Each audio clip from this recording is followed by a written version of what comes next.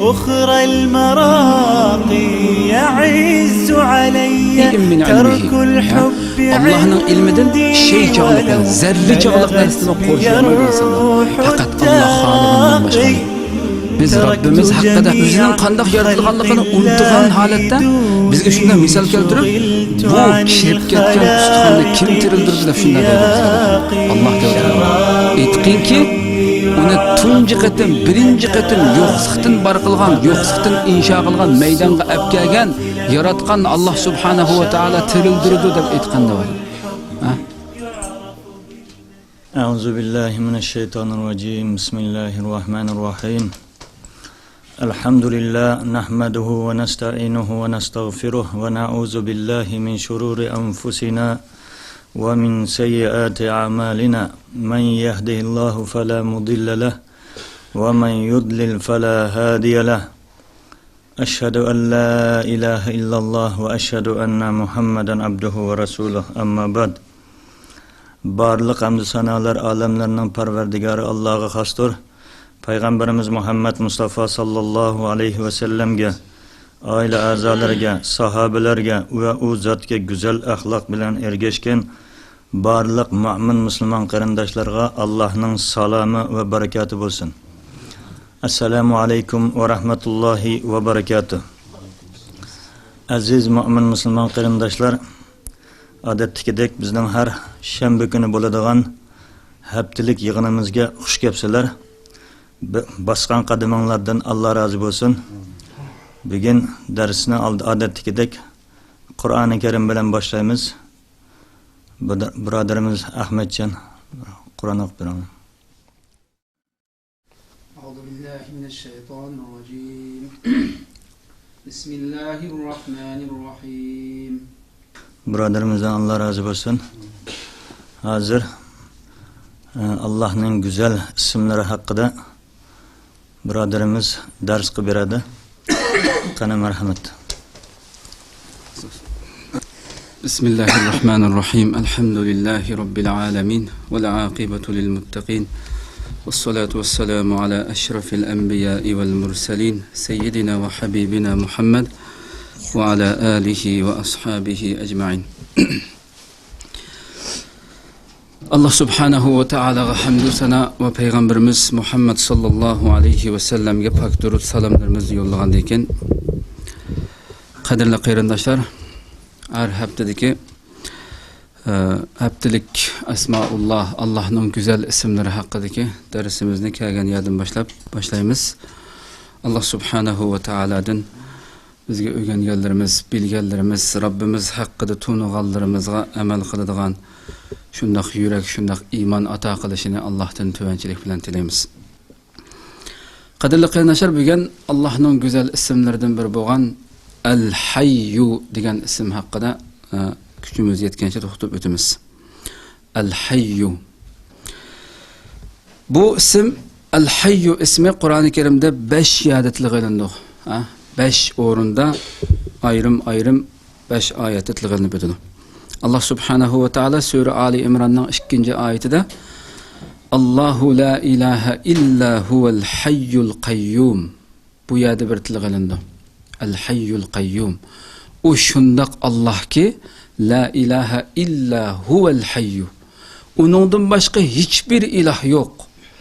O hayattır dedi. Mengü hayat bo'lgan, hayatlık igisi bo'lgan, kamil hayatga ega bo'lgan Al-Qayyum bo'lgan ve bütün mahlukatlarının hammasi, her qandaq mahlukatların dünyada hayat turuşu, özünün şu hususiyetini cari qildirib menishi uchun ana şu qayyum bo'lgan zat Allah subhanahu wa ta'ala şu zatning imdadi, şu zatning yordami bilan, şu Allohning yordami bilan qoim bo'lib tura olamiz. Har qandaq maxluq ham shunday bo'ldi.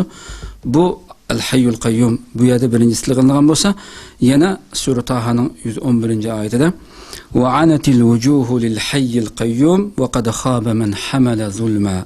Mangu tirik bo'lgan Al-Hayyul Qayyum bo'lgan bu zatqa kül mahlukatlar barliq, yani al-vujuh barliq mahlukatlarning hammasi qandaq bo'ldi desa, taslim bo'ldi. Uning oldida tiz cho'kdi, uning oldida taslim bo'lib Baş əgdi deyin yapamdı. Bu Allah subhanahu wa ta'alaga tirik bo'lgan, mengu tirik bo'lgan Allah subhanahu wa ta'alaga hammasi taslim bo'ldi, baş əgdi. Wa qad khaba man hamala zulma. Haqiqatan o'ziga zulm qilgan, zulmni ko'targan, ya'ni zulm qilib saqan kishi nima qilgan bo'ldi? O'zi haqiqatan ziyon tatgan bo'ldi bu inson dedi. Ziyon uchrab ketdi bu inson dedi. Ha? Allah shuning uchun hadisi qudusida va izzati va jalali, izzatim va jalalim bilan qasamki la yujavizuni bugan ashu qiyomat kuni Allah subhanahu taala deydi ekanki, bugan hech bir zolimning zulmi mendan o'tib ketolmaydi. Ya'ni mendan qochib qutulmaydi bugan. Hammasining jazosini tegishli beraman deb Allah subhanahu taala hadisi qudusida shuna degan. Hattoki inson bilan inson emas, hatto bir munguzlik qo'shqan munguzsiz bir qo'yni qo'shqani agar usib etgan bo'lsa, buni ortiq zulm qilib, shuning ham qisosini berdi Allah subhanahu taala. Yana Allah subhanahu taala sura Furqonning 58-oyatida va tawakkal alal hayyallazi la yamut va sabbih bihamdihi. Al-hayy ismi bu oyatda ham tilg'angan sura Furqonda. Ya'ni mengu o'lmaydigan, hech o'lmaydigan tirik bo'lgan zot Allah subhanahu va taolaga tavakkul qilgan va uningga hamd va sano aytish bilan qanday qilgan? Robbingga tasbih aytgan deydi bu oyatda. Bu yerda al-hayy tilg'anindi. Bu yerda shunda bir misol keltirib o'tish nihoyatda o'rnida bo'ldi deb qarayman. Bu masalan bir odam o'zining yurtida nihoyatda qaytmasi bo'lmaydigan, ammo yurtidan tutish buyrug'i chiqarilgan, nihoyat jiddiy izlayotgan, buni da u tutib olsa, mangulik zot umrvoyat ki eng yirik bo'lsa umrvoyat turmaga hukm qilinadigan bir odam ekanda bu. Qaytmasi bo'lmaydigan shu amal qilib bir kishidan izlab yurib, davlat yuqori o'rni va martabasi va birisini keltirib, uning shu vosita bo'lib berish uchun ham tutmaslik uchun sen shu o'tirimni vosita bergan deb uning kepillik qilib, uning deyishib necha zat ig'izga patmaydigan darajada pulga deyishib, shu pulni to'lab, uning kendidan kirgan kuni shu ishlarni bitirib kirgan kuni o'tirdi, vosita bo'lgan kishi o'ldi ekan hamda. O'lgandan keyin uning kirishi u ham tutilib, udul o'tirmaga, o yana bir o'tirdi nurg'un pulni olib bo'lgan kishining bo'ldi desa, tavhidga tushib qabriga mangan. Bu yerda nimani ko'rsa, inson kimga tavakkul qildi? O'ladigan bir kishiga tavakkul qilib sayliqliq. O'ladigan bir kishiga, o'ziga o'xshash bir insonga mayli uning martabasi nim bo'lsa bo'lsin, o'ladigan bir kishini o'ttirida buningga ishinib qiliqliq, buningga eng umidini buningga bog'lab qiliqliq va nurg'un pul xashlaklab buningga hamma narsani vayron bo'liqliq. İnsan qanday qilish kerak? Alloh degandek va tawakkal alal hayyillazi la yamut. Har qanday ishimizda tirikka emas, o'zimizga o'xshash o'ladiganlarga emas, mengu o'lmaydigan Alloh subhanahu va taolaga tavakkul qilish kerak. Rabbimiz buningga buyurdi. Mushuninga bog'langan vaqtida inson hech bir zaman qanday qilsa, o'zi ishongan turklarda hayol kırıklığı deydi, bir nima qilib. Shunda ishinib ketgan bir narsaga dal aksi chiqib qolgan ekan qanday bo'lsa, inson o'ziga mal qo'yib, butun qilgan narsalarning hammasi, nima ish qilmanda qilgandim deb ig'ir bir hasratga qolgan gap inson birisiga ishinib ketsa. Ammo Alloh subhanahu va taolaga bog'langan vaqtimizda, Robbimizga ham tavakkul qilgan vaqtimizda, u hech qachon bandasini qanday qildi? Hasratga qo'ymaydi. Yolg'iz yerda qo'ymaydi bandasini. Va tawakkal alal hayyillazi la yamut. Yana Sura G'afirda huval hayyu la ilaha illa huwa fad'uhu mukhlisina lahud-din.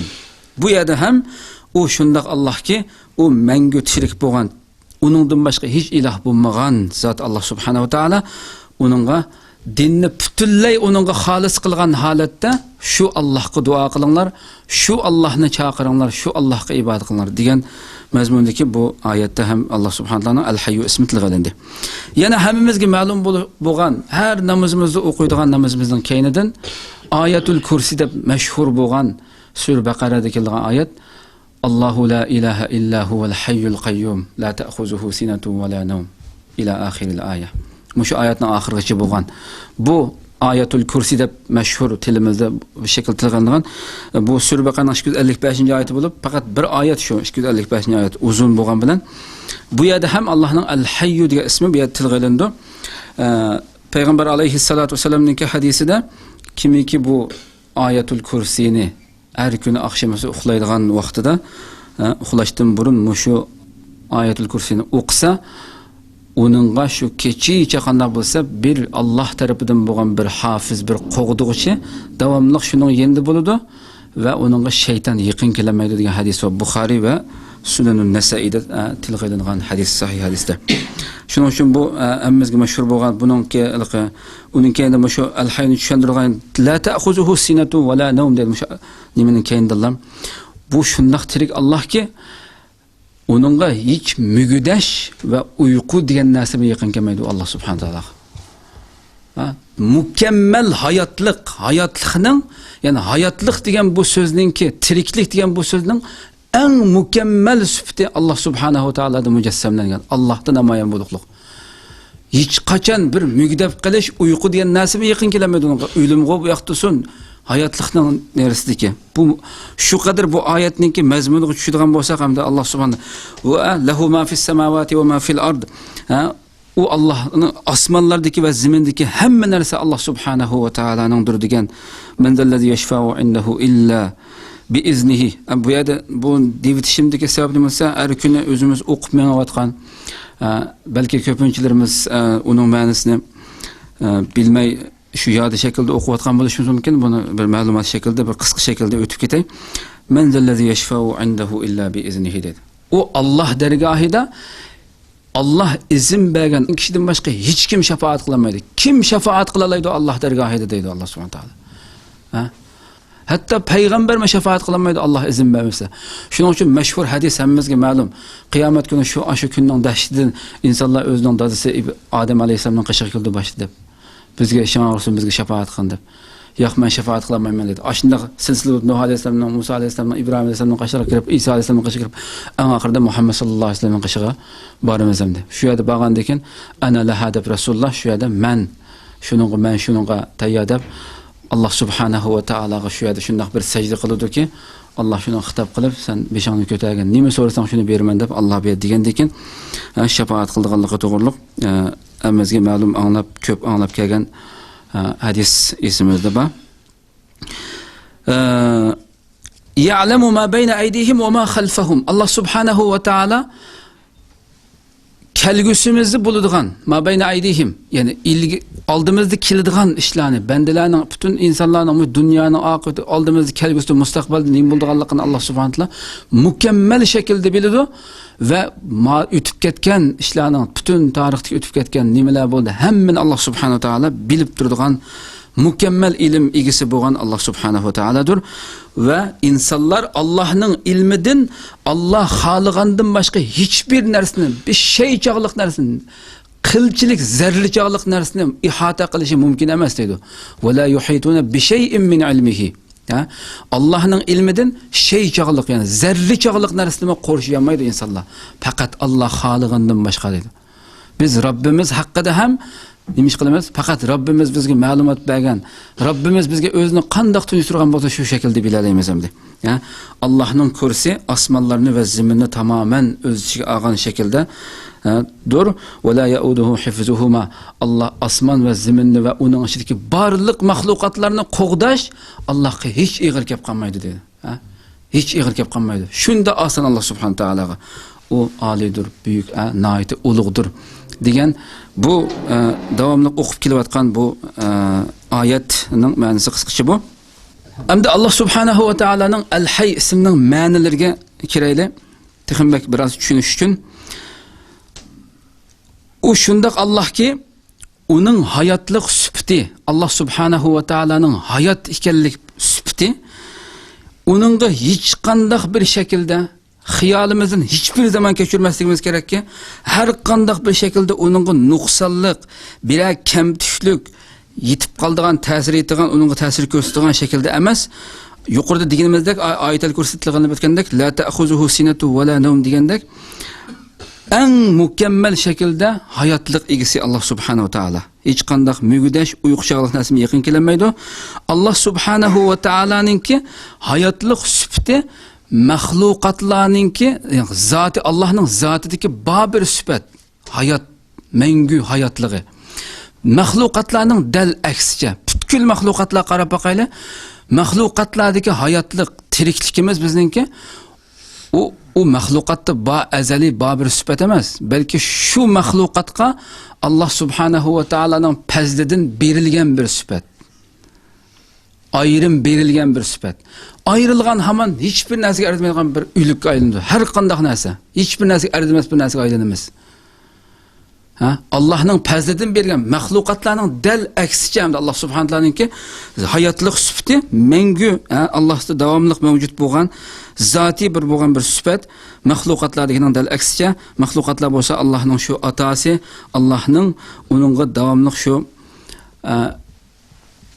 hayot turg'izish, hayotlikni ato qilishdan iborat bu ne'mat bilan yashay olamiz. Şu minut sekund üzülgen haman derhal üçümüzden, derhal ölümüz, ölükke aylanımız böyle. Dünyada mayli qanchalik o'rnimiz bo'lib ketsin, dünyada har qanday dunyoni titrib turgan inson bo'lib ketayli, sekundning ichida Alloh shu xoligan minutning ichida shu haman bir ölükke aylanamiz. Mesela chiroq, men bakchir bu zalni ajoyib yuritib etdim, naytich validib bak yuritib etdim desa bu chiroq deymizki, bu siningdagi bu kelayotgan bu yo'ruq sening xususiyating emas u. Sana kelayotgan narsa elektrik nimadan sim, kahraba, tokning xususiyati bilan tok bergan bilan yurvatsan bu yerda. Knopkani bosgan hamon sen birdan saqlab turmas shu hamon o'chsa. Inson shunga o'xshash narsa.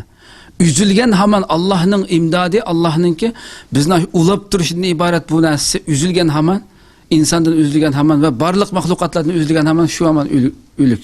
Shu hamon hech kimga arzimas bir mahluq aylanmasam. Bu sifat. Yani şundaqla al-hayyuning ma'nolaridan birisi Allah subhanahu va taala bütün dünyadaki barliq hayotlik narsiga hayotlik ato qiluvchi degan ma'nosi va shundaqla jannat egalariga, jannatga kirgan jannat ahliga qanday qilsa, shu mangu hech tugamaydigan, oxirlashmaydigan, abadil abad bo'lgan, hech o'lim bo'lmagan, yo'qolish bo'lmagan shu mangulik hayotda abadil abad shuningga hayotlik ato qiluvchi shularga shundaq bir katta bir hayotlikni ato qiluvchi degan ma'nolar bor. Qadrli qarindoshlar, bu hayotlik ato qilish Alloh subhanahu va taolaning qudrati, Allohning oyatlaridan bo'lgan, balki Allohning qudratini ko'rsatilgan eng komil, eng mukammal oyatlardan bo'lgan bir oyat bu. O'ylab boqaylik, oldimizda bir jonsiz toshni qo'yib turib, hech qanday bir narsaga arzimaydigan bir parcha tosh yoki bir quram tosh bilan nafas elayotgan, so'zlayotgan, harakatlanayotgan bir jonliq bir ikki narsani, mayli o inson bo'lsin, jonliq narsaning ichidagi eng sharafli maxluq biz insonlarga va uningdan boshqa hayvonlar bo'lsin masalan. Shu jonsiz bir narsa ikkisining o'rtasida farqni ikkisini selishtirib boqaylik. Qanchalik zo'r farq bor ikkisining o'rtasida. Hayot narsa bilan o'lik narsaning o'rtasida qanchalik zo'r farq bor. Bu Alloh subhanahu va taolaning qudratini ko'rsatgan ajoyib cho'ng nima desa, dalil hamda bizga ko'rsatib turayotgan, har kunimiz biz o'zimiz yashab turayotgan narsa hamda. Allah subhanahu va taala shundaq bu hayotlik bilan hayotlikni ato qilish biz o'zimiz mushuning ichida yashab turamiz, atrofimizdagi barliq mahluqotlarni ko'rib turamiz. Allah bu hayotlikni ato qilish qudrati bilan buni butun insoniyatga jang e'lon qilib turib, o'zining kitobida butun insoniyatga jang e'lon qilibdi. Deylikki, buni o'lgandan keyin tirilish yo'q, qayta hayotlikka kelib uning hisob so'roq yo'q, oxirat yo'q deydigan bularga va barliq inkor qiluvchilarga jang e'lon qilib insoniyatga nima degan desa, shu suriyasida va daraba lana masalan va nasiya xalqa qala man yuhyi al-'izama wa hiya ramim قل يحييها الذي أنشأها أول مرة وهو بكل خلق عليم الذي جعل لكم من الشجر الأخضر نارا فإذا أنتم منه توقدون. Şunda e'lon qiliqliq.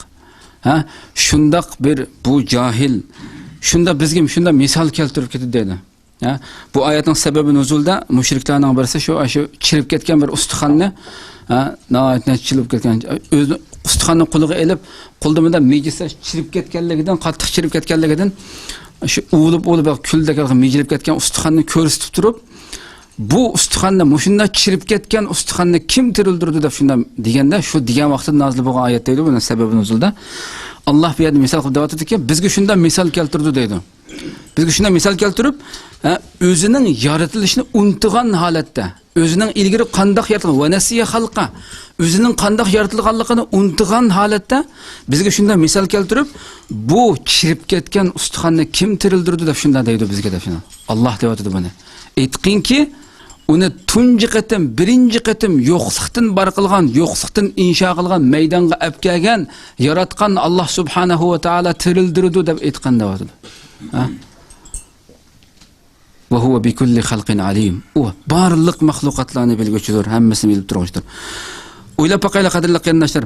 Bu ayette asli bu çirip ketken ustixanni kim tirildirdi degan bu mahlukning ki ölgenden keyin tirilishga ishonmaydigan, buningga shubhi qilgan mahlukka asli javob sifatida Allohning va nasiya xalqahu degan so'zning o'zi yetarli edi.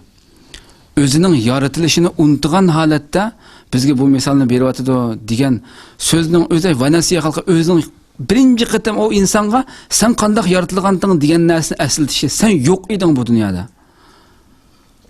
deb shu narsani Allohning aslitishining o'zi uningga yetarlikdi. Lekin Alloh subhanahu va taolo uni texmbek tafsilatlashtirib berdim deydi-sa, oyatning oxirigacha davomlashtirdi dedi. Chunki aql mantiq qismicha Allah subhanahu va taologa nisbatan birinchi qatim yo'qlikdan bar qilish bilan ikkinchi qatim yaratilib bo'lgan narsani tirildirish Allohga nisbatan hiçbir ikkisining o'rtasida farq yo'q. Bizga nisbatan Allohga nisbatan farq yo'q. Ammo insoniy mantiqqa nisbatan bu yerda bu mantiq nima Alloh subhanahu va taolo insonlarni texnik tushunish uchun berganda o'ylab boqaylikki bir insonning bir narsani yasab bo'lib, yo'q bir narsani ijod qilib bo'lib, uni buzib o'tib qaytadan yasash osonroqmi? Yoki hiç yo'q yerdan yangidan bir narsani maydonga keltirish bekrak. Qaysi bekrak oson? Albatta ikkinchi qatim maydonga keltirish texnik oson. Allah subhanahu wa taala bu yerda birinchi qatimdan aslatishning o'zi qaysi bu yerda? Sen yo'q eding bu dunyoda. Seni ashundan yaratgan zot Alloh subhanahu wa taala tirildirib deb yerda oyatning oxirida texnik echib berishlik, texnik insonni tushunish, aqlini ishlatishga qanday qildisa, undab bu yerda Alloh en baştaki nimetini aslatishgan Alloh subhanahu wa taolo bu oyatda. Yana boshqa oyatda kama bada'ana awwala xalqin nu'iduhu wa'adan alayna inna kunna fa'ilin. Xuddi tunji maxluqni qanday boshlagan bo'lsak, biz shuni qanday yaratgan bo'lsak, biz yana shunda qaytiramiz insonlarni o'lgandan keyin, qaytiramiz. Demak, qadrli qarindoshlar, Allohga nisbatan har qanday bir maxluqni yaratmoqchi bo'lsa, uning faqat vujudga keldiydi ve o vujudga keladi. Lekin bu yuqoridagi oyatda butun insoniyatga bir hujjat, dalil bo'lsin uchun Alloh subhanahu va taolo nihoyatda go'zal shaklda buni texnik ichib bayon qilib bergan.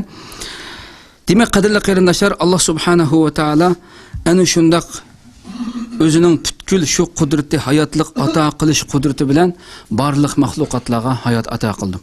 Biz abay yuqorida dedik, bu üzülgen haman derhal biz hiç narsaga arzimaydigan bir narsaga aylanib qolamiz deb. Hayotda shuning uchun bu yerdagi al-hayy ismi, al-hayy Rabbini tunigan banda, tunigan mu'min qanday bo'lishi kerak ekan, hayotda qanday yashashi kerak degan nuqtaga kelsak, bir insonningki bizning nafas elib turishimiz, normal insonlardek og'rib qolmay mengishimiz, sağ salamet yürüyüşümüzün özü, tirik insanların o'rtasida menib yürüyüşümüzün özü bizning tirikligimizga dalolat emas, hayotligimiz dalolat emas asli. İnsanların içinde nurg'un şu hayat mahlukatlarının içinde menib yurgan aminatli o'lik insonlar var. O qanday insonlar desa, Rabbidan üzülüp qolgan insonlar. Parvardigarni tuniyanmagan insonlar. O hayat yurgan bilan o o'likdan hiçbir farqi yo'q o insonningki. Hiçbir farqi yo'q oningki. Haqiqiy hayotlik qalbning hayotligi. Qalbning hayot bo'lishi, Rabbiga bog'liqlik bo'lishi, har bir nishoni, har bir ishi u insonning nishoni Rabbi Alloh subhanahu va taolo bo'lishi, bu nima desa haqiqiy al-hayy Rabbini tunigan va bu Rabbiga bog'langan inson bo'ldi. Ammo buningdan üzülgan hamon shuning uchun shoir shu qadar go'zal aytganki, laysa man mata wastaraha bimayyiti walakinnal mayyita maytul ahya deb shunday degan ekan. Ya'ni ölüp, Xudoy mo'min deb ketib, aramni o'lib ketgan kishi o'lik, haqiqiy o'lik emas u aslida. Haqiqiy o'lik degan, rasmiy o'lgan inson kim u desa, u tiriklarning o'lishidir dedi. Tirik turib o'lgan insonlardir dedi.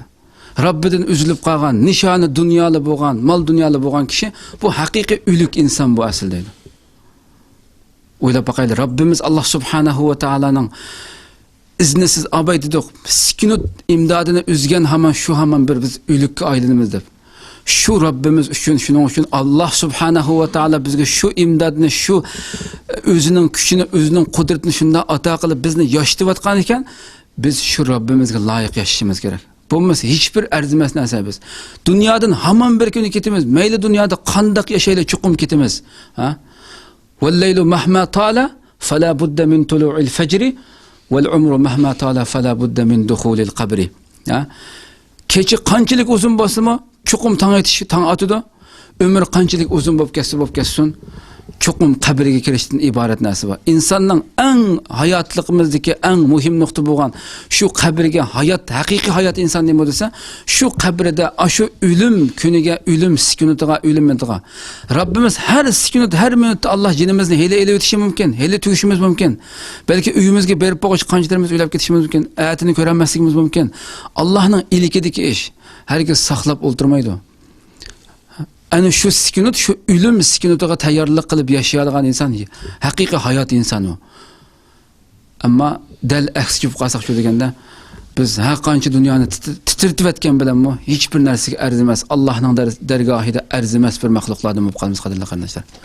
Shuning uchun o'zimizni davomli holatda shu mangu tirik bo'lgan ana shu Rabbimizni rozi qilish, shu Rabbimizning roziligiga erishish, şunun rahmetiga erishish, şu razı bulduğan bendilerden bulalaş üçün hareket qilish, bu biz üçün qilishga tegishli eng muhim nokta var. Rabbimizning ismlerini bu şekilde tushungan bo'lamiz agarda shuni amiliyatga aylantirib ma'nolasak, Allah subhanahu va taala bizni ana shu ismlerini to'liq tushunib va shunga amal qilib ma'nolagan, amal qiladigan shu mu'min bendilerden qilishini Allohdan tovanchilik bilan tilaymiz.